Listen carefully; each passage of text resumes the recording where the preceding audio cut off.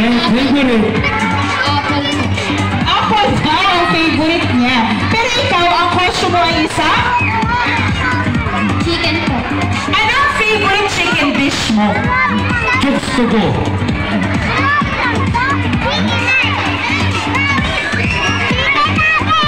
Index mo na yan. Ano, may sinasabi siya isang masustansyang ulam na gamit ang manok. Anong favorite mong ulam na manok? Tinola po. O, tinola ba? Napakasustansya.